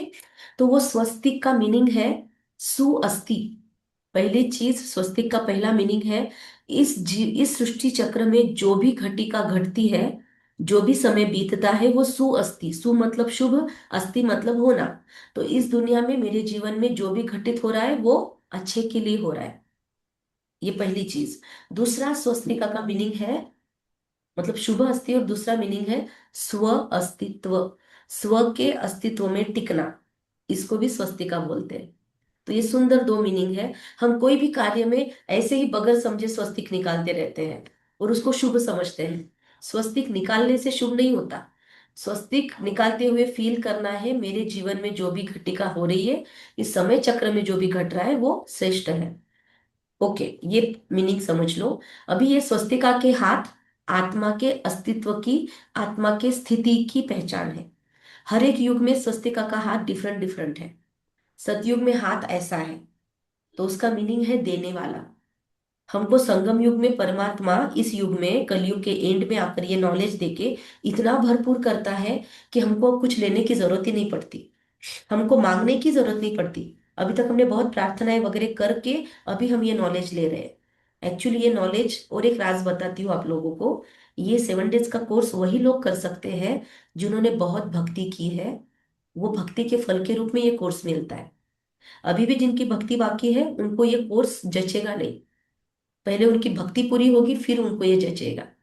तो आप लोग एक्चुअली इस जन्म में हो या नहीं हो आप जानो, लेकिन अभी तक आपने बहुत भक्ति की है, इसीलिए ये भक्ति का फल भगवान मिलता है। तो एक बार भगवान मिल गया तो उस दिन हमने सुना था कि हमारे सामने अगर कोई आया हुआ है तो हम उसकी मूर्तियों में थोड़ी पूजा करेंगे। हम डायरेक्ट उससे कनेक्शन जोड़ेंगे, डायरेक्ट उसको सोफे पे बैठ के बात करेंगे, डायरेक्ट उसको आमने सामने बिठाकर बात करेंगे। अब थोड़ी उसके फोटो के साथ बात करेंगे। तो वैसे ही अभी हमारा चल रहा है, परमात्मा से डायरेक्ट लेन देन चल रहा है। तो अगर परमात्मा हमारे लिए कोई नई वर्ल्ड बनाएगा तो कैसी बनाएगा? जितेश जी, आपको अगर बोला जाए कि बच्चों के लिए मकान बनाना है तो आप बच्चों के लिए कैसा मकान बनाओगे? मैं आपको ऑप्शन देती हूँ। अ, समझो, एकदम high super duper class. Second उससे थोड़ा कम 75% सुख जहाँ पे है। थर्ड 50% सुख जहाँ पे है। फोर्थ 25% या जीरो सुख ज्यादा नहीं है वहां पे। कौन सा मकान बनाओगे आप उनके लिए? कैसी दुनिया बनाओगे? आपके हाथ में, चलो सब लोग पेरेंट्स हैं, आपके हाथ में बच्चों के भाग्य की कलम लिखने के लिए दी है, तो आप कैसा भाग्य लिखोगे उनका? दोनों भी जवाब दो मुझे। सबसे बढ़िया भाग्य लिखने की कोशिश करेंगे, उज्जवल हो वेरी गुड। और जहाँ सुख 100% हो। 100% चॉइस करोगे। तो परमात्मा भी हमारा पिता है, परम पिता बोलते हैं हम उसको। तो हमें वो माता पिता बोलते हैं। वो फादर हमारे लिए कैसी दुनिया रचेगा? सोचो। अच्छा है। बढ़िया से तो बढ़िया इंजीनियर अपने बच्चों के लिए बेस्ट से बेस्ट रचेगा। तो ये तो दुनिया का सबसे बड़ा रचनाकार है। वो हम बच्चों के लिए द बेस्ट देगा। इसीलिए वो हमारे लिए द बेस्ट वर्ल्ड स्थापन करके हमको उसका राजा बना के भेजता है। वो चला जाता है ऊपर, वो राज्य नहीं करता, मुझे गूज़बम्प्स आ रहे हैं। तो वो राजा नहीं बनता, वो हमको देता है ना। इसलिए उसको अभोक्ता बोलते हैं। वो खुद की बनाई हुई दुनिया को भोगता नहीं है। वो बस हमको इधर से उधर शिफ्टिंग करने का काम करता है। वो नहीं इधर से उठाया और इधर रखा, वो क्रेन बोलते हैं ना उसको, वो क्रेन का काम करता है परमात्मा हमारे लिए। तो वो हमको बस इधर से उठा के संगम युग के पॉट में रखता है, फिर हमारे ऊपर काम करता है, और संगम युग के पॉट से उठा के सतयुग में हमको भेज देता है। फिर हम खुद ब खुद चक्र पूरा घूम के फिर से इधर आ जाते हैं। तो वो हमारे लिए सतयुग गोल्डन एज बनाते हैं, जहाँ पे श्री लक्ष्मी और नारायण, लक्ष्मी जी की पूजा कब करते हैं हम? हमको जब भरपूरता चाहिए। तो सोचो, जो उस दुनिया के मालिक है उनकी दुनिया में कितनी भरपूरता होगी। तो उनके बच्चों के रूप में हम जन्म लेते हैं सतयुग में। सतयुग इज गोल्डन एज, इसलिए वहां पे हमारी अवस्था देने वाली दाता की है। क्योंकि अभी दाता हमको दे रहा है, खुद के जैसा बना रहा है। हम भी वहां पे दाता के रूप में जन्मते हैं। इसीलिए वहां पर कोई किसी को मांगता नहीं है, कोई किसी को याचना नहीं करता है। हर किसी के पास फूल होता है, झाड़ू निकालने वाले के भी सिर पे ताज होता है। सोचो, इतनी सुंदर दुनिया वो हमको बना के देता है। फिर उसके आगे स्वस्तिका, समय बीतता जाता है, मतलब समय धीरे धीरे, ये घड़ी समय की सुई आगे जाती है। 1250 वर्ष खत्म होते हैं और हम त्रेता युग में एंट्री करते हैं। ओके। फिर त्रेता युग में एंट्री करने के बाद वहां पर श्री लक्ष्मी और नारायण के 8 गद्दियां चलती है। इसको मैं और डिटेल में समझाऊंगी, अभी सुन लो, फिर से रिपीटिशन होगा। यहाँ पे हमारे सिर्फ 8 जन्म होते हैं। 1250 डिवाइडेड बाय 8। सोचो एक जन्म कितने समय का? 150 साल हमारी आयु। लेकिन बूढ़े नहीं होंगे, बाल वाइट नहीं होंगे, कंचन काया। क्योंकि ये सब होने का रीजन है हमारी एज भी, और हमारे चेहरे भी बिगड़ने का, स्किन बिगड़ने का रीजन है प्रकृति और हमारे पुरुष की अवस्था। हमारे विकार हमको इस स्टेट पे लेके जाते हैं। आप देखो हमारे ऋषि मुनियों की स्किन बहुत दिनों तक ऐसे ही रहती है, क्योंकि उनकी जीवन की अवस्था। राइट। तो यहाँ पर हम एवर यूथ रहते हैं। और इसीलिए आप देखोगे देवी देवताओं के अंदर हार्मोनल बैलेंस है। इसलिए ना उनको दाढ़ी मूछ दिखाते हैं। राइट। और स्किन हमेशा ग्लोइंग दिखाते हैं। दाढ़ी मूंछ आना ये सब चीजें हार्मोनल इम्बैलेंस के बाद होता है हमारे जीवन में। तो यहाँ पे दोनों भी इक्वल नजर आते हैं, सिर्फ हाइट और फेस का थोड़ा बहुत चेंज है। ठीक है। फिर सतयुग के अंदर 1250 वर्ष लेने के बाद हम त्रेता युग में एंट्री करते हैं। और त्रेता युग का कलर चेंज हुआ, आपने ऑब्जर्व किया होगा। यहाँ पे हम गोल्डन एज में है, ये झाड़ पूरा भरा हुआ है, फलों से लदा हुआ है। यहाँ पे थोड़े से हमने खा लिए। मतलब ऐसे सोचो कि हमको मम्मी पापा ने बैंक बैलेंस फुल करके चेक्स हम हमारे पास दे के बोला जाओ राज्य करो, है ना। तो परमात्मा ने हमको वैसे भेजा। तो हमने बहुत सारे चेक विड्रॉ कर लिए, लेकिन हमने कमाई कुछ नहीं की। तो सिर्फ जा रहा है, जा रहा है, खा रहे। तो यहाँ पे सिर्फ हम उपभोग कर रहे हैं। तो उपभोग करते करते कुछ चेक्स तो कम हो गए, थोड़ा तो अमाउंट कम हो गया, फिर भी सिल्वर एज, आत्मा जो गोल्डन क्वालिटी की थी, वो गोल्डन क्वालिटी की आत्मा सिल्वर एज में उतरी। और यहाँ पर श्री राम और श्री सीता का राज्य चलता है। इसीलिए श्री कृष्ण के हाथ में मुरली दिखाते हैं, और राधे कृष्ण के हाथ में सॉरी, श्री कृष्ण के हाथ में मुरली दिखाते हैं और श्री राम जी के हाथ में धनुष दिखाते हैं। धनुष मतलब थोड़ा सा युद्ध स्टार्ट हुआ, आत्मा का खुद के साथ, खुद की अवस्था के साथ थोड़ा सा युद्ध स्टार्ट होता है, क्योंकि वो 16 कला से 14 कला में आ जाती है। 16 कला वाला चांद देखो, और दूसरे दिन देखो दूसरे दिन प्रथमा का चांद देखो, या शुक्ल पक्ष में देखेंगे तो 14 का चांद देखो। फर्क तो है। भले दिखने में वो भी फूल दिखता है, पर उसकी एक कला घट गई। 16 कला होती है पूर्णिमा के दिन, और अचानक 14 कला क्यों बोलते हैं हम? ध्यान में आया? कभी ऑब्जर्व किया? 2 कला घट गई उसकी। तो 14 कला वाला चांद कैसे होगा? तो अभी भी हमारे पास भरपूरता है। हम राजा रानी के रूप में ही विश्व में विचरते हैं। देखो यहाँ पे पूरी फ्लावर की बेल है, ये बेल धीरे धीरे आगे जाते जाते सूख गई है ना। तो यहाँ पे हम फ्लरिश कर रहे हैं, यहाँ पे हमारे पास भरपूर है। गोल्डन सिल्वर वैल्यू तो ज्यादा है आत्मा की, ये आत्मा की अवस्था है। और हम पिछले चक्र पे फिर से जाएंगे, तो इसके अंदर त्रेता युग में, द्वापर युग में जब आते हैं, त्रेता युग में सृष्टि का चक्र का हाथ कैसे है? ऐसे, टीटीएम यम, तेरा तेरे पास, मेरा मेरे पास। ओके, मतलब देने की बहुत ज्यादा वृत्ति नहीं है और लेने की भी इच्छा नहीं है। मैं अपना खा पी के सुखी हूं, इसलिए हाथ नीचे है, टीटीएम यम। लेकिन त्रेता युग के आगे, द्वापर युग के अंदर हाथ कैसा हो गया स्वस्तिका का? ऐसे। मतलब हमने परमात्मा से अब मांगना शुरू किया, क्योंकि ये 2 युगों में कमाई कुछ की नहीं। ना हमने भक्ति की, ना हमने दान पुण्य किया, क्योंकि दान पुण्य लेने वाला वहां पे कोई था ही नहीं, गरीब कोई था ही नहीं, तो दान पुण्य किसको करते? और भक्ति भी नहीं थी, क्योंकि कहा जाता है दुख में सिमरन सब करे, सुख में करे न कोय, अगर सुख में सिमरन करे तो दुख काहे को होए। पर इसीलिए ये रूल है, सुख में कोई भगवान को याद नहीं करता, और भगवान को याद नहीं करता तो और सुख ऐड कैसे होगा? तो हमारे बैंक अकाउंट में हमने डिपॉजिट कुछ नहीं किया, विड्रॉल विड्रॉल विड्रॉल चल रहा था। और अचानक से ध्यान में आया, अरे बाप रे, आधी प्रॉपर्टी खत्म कर दी हमने खा खा के। फिर यहाँ पे ध्यान में आया, नो, हमको आगे और चलाना है अपने इस लाइफ में, भगवान तो बाद में आने वाला है। तो आत्मा को अंदर वो रियलाइजेशन थी, तो आत्मा ने फिर यहाँ से भक्ति आरंभ की, कि थोड़ा तो पुण्य जमा होना चाहिए। फिर यहाँ पे आत्माओं ने दान पुण्य के ऊपर फोकस किया, और यहाँ पर दूसरी आत्माएं भी ऊपर से उतरने लगी। यहाँ पे बहुत लोग, पॉपुलेशन कम होती है सतयुग के अंदर। आप अगर जानना चाहते हो तो मैं बोलती हूँ, 9 लाख ओनली पॉपुलेशन। सतयुग के अंदर इतने रिसोर्सेस, इतनी ही जमीन, पर उसके ऊपर 9 लाख पॉपुलेशन। और अभी उतनी ही जमीन, उतने ही रिसोर्सेस, और पॉपुलेशन कितनी है? 850 करोड़ के करीब। तो यहाँ पे एक दूसरे के गले नहीं खींचेंगे तो क्या खींचेंगे? एक के ऊपर एक माले माले नहीं बांधेंगे तो क्या बांधेंगे? और सतयुग में इतनी प्रॉपर्टी में इतने से लोग, ओनली 9 लाख। कंपेयर करो, तो हर एक के पास कितनी जमीन है, हर एक के पास कितनी प्रॉपर्टीज। इसलिए आज भी आप द्वापर युग के राजाओं के पास, राजाओं के महल देखने जाओ, तो आप देखोगे कितने बड़े बड़े गार्डन, कितने बड़े बड़े महल हैं। सोचो, ये द्वापर युग के महल हम देख रहे हैं अभी जो देख रहे हैं, या कलयुग वाले महल अभी थोड़े बचे हैं, क्योंकि आक्रमणों से सारे महल खत्म कर दिए गए। तो ये कलयुग के राजाओं के महल देख रहे हैं, वो इतने आलीशान। उसके पीछे के युग में जाओ, सोचो वहां पे कितनी प्रॉपर्टी, और उसके पीछे जाओ, सोचो वहां पे कितना अबंडेंस, और उसके पीछे जाओ। तो था भारत सोने की चिड़िया? एक्सेप्ट हो रहा है अभी? ऐसे ही नहीं बोला गया भारत सोने की चिड़िया था, है ना। फिर उसके बाद में त्रेता युग में कुछ नहीं, पर द्वापर युग में हमने मांगना शुरू किया, हमने भक्ति शुरू की। और हमने किसकी भक्ति शुरू की? सबसे पहले पहल हमने उसी की भक्ति शुरू की जिसने हमको दिया। एक सेकंड, हेलो।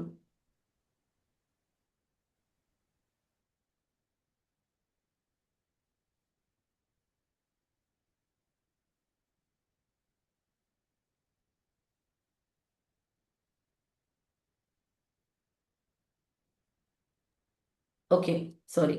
सो द्वापर युग में हमने भक्ति शुरू की और सबसे पहले हमको वही याद आया स्मृति में, क्योंकि इतने दिनों तक आलीशान रहते रहते हम भूल गए थे उसको। तो अब याद क्या आया हमको कि अरे वो निराकार परमात्मा आया था, उसी ने हमको दिया था, तो उसको याद करते। तो सबसे पहले सौराष्ट्र सोमनाथ का मंदिर स्थापन करते हैं हम। और कौन करते हैं बाय द वे?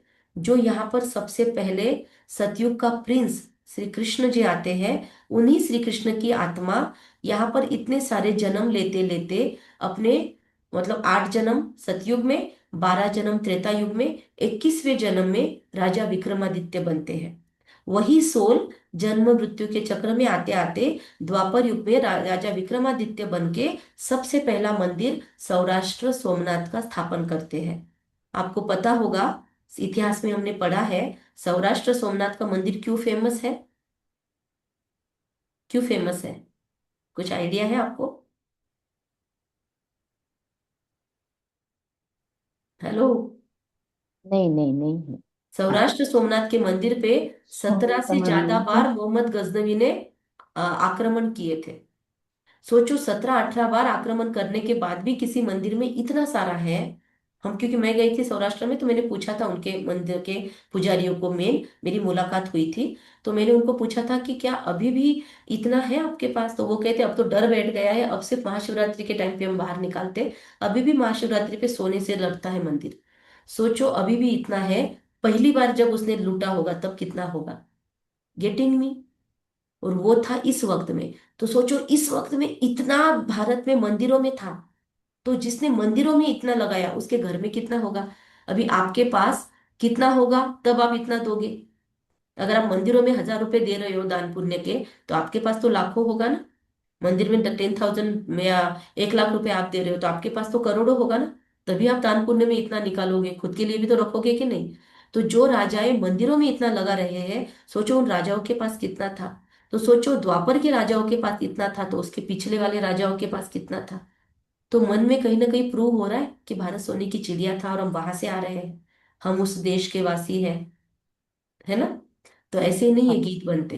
और इसीलिए हम लोगों को गूजबम्स क्यों आते हैं ऐसे गीत सुनते हुए? इसीलिए ऐसे गीत सुनते हुए हम क्यों उसके साथ कनेक्ट करते हैं? क्योंकि कहीं ना कहीं हम आत्माएं उसको जी चुकी हैं अंदर में, जो मैंने पहले बताया था।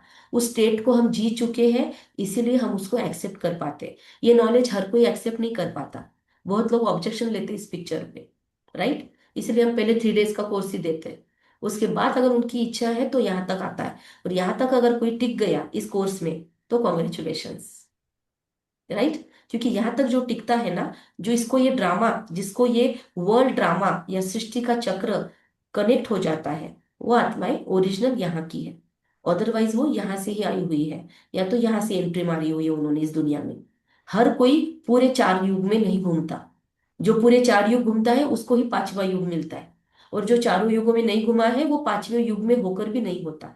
मतलब वो दुनिया में होके भी उनको ये राजयोगा 7 डेज कोर्स से लेना देना नहीं होगा।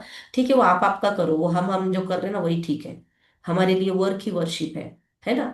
तो वो पांचों सूरदासों में से कोई ना कोई बन जाते हैं। लेकिन जो पूरे चक्र घूमे हैं, उनको फिर से वो दुनिया की एक्सपीरियंस करने की इच्छा होती है। ध्यान में आ रहा है जो पहले बोला था, कि अगर हम लखपति थे तो हमको फिर से लखपति बनने की इच्छा होती है। हम नीचे नहीं रह सकते, क्योंकि आत्मा को वो आदत नहीं है, उस कंफर्ट की आदत थी। हम फिर से उस लेवल में जाने की जद्दोजहद करते हैं। तो इसीलिए हम आत्माएं क्यों खुद पे काम कर रही है, क्यों इतना भक्ति कर रही है, क्यों खुद पे इंप्रूवमेंट करने के सेशंस अटेंड कर रहे हैं, क्यों खुद को अपडेट कर रहे हैं? क्योंकि हमारे अंदर फिर से अपने हायर सेल्फ से कनेक्ट होने की इच्छा है। फिर से हमको वो अपनी संपूर्ण स्टेज को प्राप्त करने की इच्छा है। तो उस इच्छा से यहाँ पे हमने मांगना शुरू किया। इसलिए इसका नाम है द्वापर युग। दोपुर आरंभ होते हैं यहाँ पे। यहाँ पे हमारे वृत्ति, यहाँ पे हमारे ना आत्मा की अवस्था के हिसाब से हमारे नाम भी है। यहाँ पे हम होते हैं देवता, देवता घराना। यहाँ पे हम हो जाते हैं क्षत्रिय घराने के। यहाँ पे हो जाते हैं वैश्य, राइट। यहाँ पे हम वैश्य बनते हैं। वैश्य मतलब व्यापारी। यहाँ पे हमारी व्यापारी बुद्धि होती है, हर बात के बदले में कुछ तो भी चाहिए। तो हम परमात्मा से भी व्यापार शुरू करते हैं, कि परमात्मा की हम भक्ति करते हैं, परमात्मा के लिए हम उपवास करते हैं, परमात्मा के नाम से हम दान करते हैं, तो उसके नाम से किया तो वो देगा, ये फीलिंग होती है। तो परमात्मा से व्यापार शुरू करते हैं। तो देवळात जाऊन सुद्धा लोक व्यापाऱ्यासारखे वागतात, 4 आठाने टाकून काहीतरी मागतात, इसलिए ऐसी बनी है ना चारोड़ी। तो द्वापर युग से हम पहले प्योर भक्ति करते हैं, लेकिन कलयुग के अंदर आते आते स्वस्तिका के हाथ कैसे हो गए, ऐसे कि अब तो मेरे से रहा नहीं जाता, अब तो तू ही आ और लेके जा। इसीलिए आत्मा की अवस्था है। ये स्वस्तिका ऐसे नहीं निकाला, स्वस्तिका आत्मा की अवस्था है। देने वाले, फिर खुद के में खुश, फिर मांगने वाले, और फिर आगतिक होकर मांगने वाले कि अब बहुत हो गया, बहुत भक्ति कर ली, मेरे से रहा नहीं जा रहा है, इस दुनिया को बदल दे या मुझे बदल दे, या तो तू आ या तो मुझे लेके जा। इसलिए आगतिक होकर आत्मा की पुकार बढ़ती है, और फिर अलग अलग धर्मों की स्थापना होती है भगवान के नाम पे। लेकिन फिर से लड़ना शुरू रखते हैं, क्योंकि वृत्तियों पे काम नहीं करते। तो कलयुग के अंदर कालापन पूरा आत्मा में आ जाता है। सोचो, सोने जैसी आत्मा अब काली बन गई है। सोने को कितनी वैल्यू होती है, और लोखंड को क्या वैल्यू होती है। सोने की दुकानें देखो सेफ एरिया में होगी, और लोहा तो रास्ते में लोग वो हाथगाड़ी पे बेचते हैं भंगार। ध्यान में आ रहा है। तो अभी हमारी वो अवस्था हो गई है। अब हमको फिर से खुद पे इतना काम करना है कि हम इस अवस्था से उस अवस्था में शिफ्ट हो जाए। क्लियर है। तो ये सृष्टि चक्र के अंदर हम घूमते हैं, और हर एक युग में अपनी अपनी अवस्थाएं, अपनी अपनी स्पेशलिटी हर युग की है। अब ये कलयुग पापाचार दुराचार में अति हो गया है। ये बेल जो है वो सूखने आई है। तो पूरी सूखने के पहले इस जर्जर हुए वृक्ष को फिर से गिरना है। आपको पता होगा, पेड़ जब बूढ़ा हो जाता है तो उसके ऊपर फल लग जाता है, फिर वो गिरता है, फिर से वो फल जमीन में लाता है, और रिप्रोडक्शन सिस्टम ऐसे प्रकृति प्रकृति की बनाई हुई है। जंगलों को जाकर इंसानों ने नहीं बनाया, जंगल खुद ब खुद खुद को क्रिएट करते रहते हैं। ऐसे ही ये सृष्टि का वृक्ष जो है अब वो गिरने के लिए है, और फिर से गिर के परमात्मा नया बीज डाल रहा है, और उस बीज से फिर से ऐसा फलित वृक्ष इस दुनिया में आने वाला है। तो ये है सृष्टि के 5 युगों की कहानी। दुनिया के हिसाब से 4 युग है, लेकिन ये कोर्स समझने वाले के लिए 5 युग है। सतयुग, त्रेता युग, द्वापर युग, कलयुग। 5वां युग कौन सा है हम सबके लिए? ये संगम युग। संगम मतलब दो का मिलन। संगम किसको बोलते हैं? दो नदियां मिलती है, सागर और नदी मिलते हैं, दो सागर मिलते हैं, तो उसको संगम बोलते हैं। तो ये ऐसा समय है ऑस्पिशियस, मतलब मोस्ट प्लीजेंट, सबसे बढ़िया। ऑस्पिशियस उसको क्या हिंदी शब्द है मुझे नहीं आ रहा, पर ऑस्पिशियस बोलते हैं। पुरुषोत्तम संगम युग, ये ऐसा युग है जहाँ पे ना कलयुग है ना सतयुग है। कलयुग जा रहा है, सतयुग आ रहा है। तो इस दुनिया के इस समय के अंदर ब्रह्म मुहूर्त की बेला में परमात्मा हमको जगा रहे हैं, आत्मा को जागृत कर रहे हैं। इसीलिए जागरण के नाम पे हम कोजागिरी भी मनाते हैं। को जागृति, कौन जाग रहा है? जो जागेगा इस समय उसको मिलेगा। तो हम जाग रहे हैं, हम खुद पे काम कर रहे हैं, हम खुद के लिए कोर्स सुन रहे हैं, खुद के लिए इतना एक एक डेढ़ डेढ़ घंटा निकाल रहे हैं। तो ये खुद के ऊपर काम करने का समय है। इसलिए ये संगम युग में हम परमात्मा के साथ रहते, ये थोड़ा सा समय है, इसको 100 ईयर्स बोला जाता है। तो 1936 में परमात्मा आ चुके हैं, और अभी 19 ईयर्स हो गए हैं परमात्मा को आके, और 10 ईयर्स में बहुत कुछ परिवर्तन होना है। लेकिन हम अगर खुद पे काम करना शुरू कर देते हैं तो ये परिवर्तन हमारे लिए इजी होता है। लेकिन जो लोग एक्सेप्ट ही नहीं करते, जो बोलते हम नहीं मानते बदलता होगा समय, तो जो पहले आपको उदाहरण दिया था, जो पीढ़ियां दूसरी पीढ़ी के साथ मैच नहीं करती उनकी प्रोग्रेस होती है क्या? नहीं होती। नई पीढ़ी को भी पुरानी पीढ़ी से मैच करना होगा, पुरानी पीढ़ी को नई पीढ़ी के साथ मैच करना होगा। एक्सेप्ट करोगे तो सही चलोगे, एक्सेप्ट नहीं किया तो कुछ नहीं बदलने वाला, नुकसान आपका ही है। दुनिया तो बदलने ही वाली है, समय तो आगे जाने ही वाला है। आप स्वीकार करो नहीं स्वीकार करो, आप बोलेंगे नहीं मैं नहीं मानता दिन आने वाला है, मत मानो, दिन तो आके रहेगा। मैं नहीं मानता रात को, मेरे हिसाब से ये दिन है, मेरे हिसाब से यही सब कुछ है। मेरे पास बड़े बड़े बंगले हैं, बड़ी बड़ी गाड़ियां हैं, मेरे पास गाड़ियों की लाइन लगी है, इतना बैंक बैलेंस है, मेरे लिए अभी सुख है, अभी सतयुग है मेरे लिए, भले मानो। पर जो होना है वो तो होने वाला है, क्योंकि यहाँ पे खूने नाहक खेल चलने वाला है। इस प्रकृति का परिवर्तन प्रकृति पुरुष परम पुरुष तीनों मिलके करवाते हैं। यहाँ पे प्रकृति अपना तांडव अब जल्दी मचाने वाली है। उसके एग्जाम्पल्स उसने दे दिए हैं, उसके कुछ कुछ डेमोज उसने दे दिए हैं, सुनामी के जरिए, केदारनाथ जी के जरिए, अलग अलग जगह पर अलग अलग। अभी आप देखो अकाली मृत्यु की संख्या बढ़ गई है, मृत्यु का तांडव भी मचेगा। पर जो एक्सेप्टेंस मोड में होंगे ना, उनको ये परिवर्तन ट्रांसफॉर्मेशन इजी हो जाता है, वो इजीली कनेक्ट हो जाते हैं नए परिवर्तन के साथ। उनको दर्द नहीं होता, वो चीखते चिल्लाते नहीं है वाई दिस वाई मी, मेरे साथ ही ऐसा क्यों। उल्टा वो और हिम्मत से बोलते हैं try me, not why me. ठीक है। तो ये समय का चक्र है। इसमें अभी हमको कौन से मोड में जाना है? क्या हम एक्सेप्ट करते हैं कि परिवर्तन जरूरी है? तो फिर हम अपने अंदर भी परिवर्तन लाएंगे और हमारा परिवर्तन विश्व में परिवर्तन के लिए ऐड करेगा। मतलब परमात्मा जो कार्य कर रहा है ना परिवर्तन का, उसमें बस हम अपनी एक उंगली लगा रहे हैं। राइट। ऑटोमेटिक गोवर्धन पर्वत विश्व को बदलने का उठ ही जाएगा। प्रैक्टिकल में कोई पहाड़ उसकी जगह से हिला के उठाते नहीं है ना। ये पहाड़ उठाना मतलब एक रूपकात्मक अलंकार में बताई गई चीज है कि विश्व को परिवर्तन करना गोवर्धन पर्वत उठाने जैसी बड़ी बात है। इस बड़ी बात में हम सबको अपनी छोटी उंगली का, चिट्टी उंगली का कंट्रीब्यूशन देना है, और वो है स्व परिवर्तन। ठीक है। तो बदलते समय के साथ बदलेंगे। और यहाँ पर वही चीज ये फॉरेनर्स लोगों को जब हम समझाते हैं ना तब ये लेते हैं, क्योंकि वो लोग इन्फिनिटी को बहुत मानते हैं, है ना। तो इन्फिनिटी यहाँ से आई है कि ये कंटिन्यू, ये चक्र अविरत घूमता रहता है। और अभी हम यहाँ पे हैं, ये बीच वाले समय पे। यहाँ पे परमात्मा प्रजापिता ब्रह्मा, जो श्री कृष्ण का 84th बर्थ है, उनके थ्रू हमको ये भगवत गीता सुना रहा है। इसीलिए हम अर्जुन बन रहे हैं। अर्जुन मतलब अर्जन करने वाला, अपने जीवन में दिए हुए ज्ञान का आचरण करने वाला अर्जुन। वैसे पांडव तो 5 थे, अकेले अर्जुन को क्यों पकड़ा?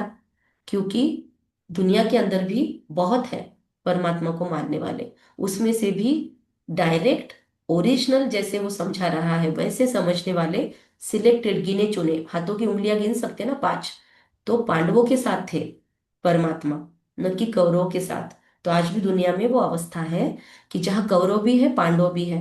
लेकिन यहाँ पे कौरवों ने क्या चुना? अक्षोनी सेना। और पांडवों ने चुना मार्गदर्शक, सारथी के रूप में परमात्मा को। तो हम पांडव हैं जो परमात्मा को अपना सारथी बना रहे हैं। उसकी अक्षौनी सेना नहीं मिली तो भी चलेगा, दुनिया के अबंडेंस नहीं भी मिलेगा तो चलेगा, हमको भूखा कभी नहीं मरना पड़ेगा, क्योंकि हमारा दिशा दर्शक सही है। अदरवाइज हमारे पास रिसोर्सेस बहुत है और दिशा ही नहीं, किधर लेके जाना है, प्लान नहीं है, तो हमारी दिशाहीन होकर हम भटकने वाले हैं। तो सबसे बेस्ट चॉइस अर्जुन करता है कि हमारे आप साथ रहो, आप मेरे सारथी बन जाओ, बाकी मुझे कुछ नहीं चाहिए। इसीलिए युद्ध जीता कौन लास्टली? जिसके पास बहुत कुछ है, अक्षौनी सेना है, वो नहीं जीती। जीते वो जिसका दिशा दर्शक सही था। तो इस युग में भी परिवर्तन के समय जीत उसी की होगी। विनाश काले विपरीत बुद्धि विनश्यंति, विनाश काले प्रीत बुद्धि विजयंती। तो हम वो विजयंती माला के दाने बनने के लिए यहाँ पर ये कोर्स कर रहे हैं। Okay, thank you very much. कल हम कर्म सिद्धांत की ओर बढ़ेंगे। यहाँ पे हम आज का सेशन क्लोज करते हैं। तो आई होप कि आपको समझा। मेरा वीडियो हैंग हो गया है क्या? हाँ वो तो है। ओके, तो आपने बोला नहीं। ओके ठीक है। पर आवाज आ रही थी ना मेरी? हाँ हाँ अभी हुआ हाँ। जस्ट। ठीक है, ओके ओके। तो आज का क्लियर हुआ सबको? कुछ प्रश्न है तो पूछ लेना।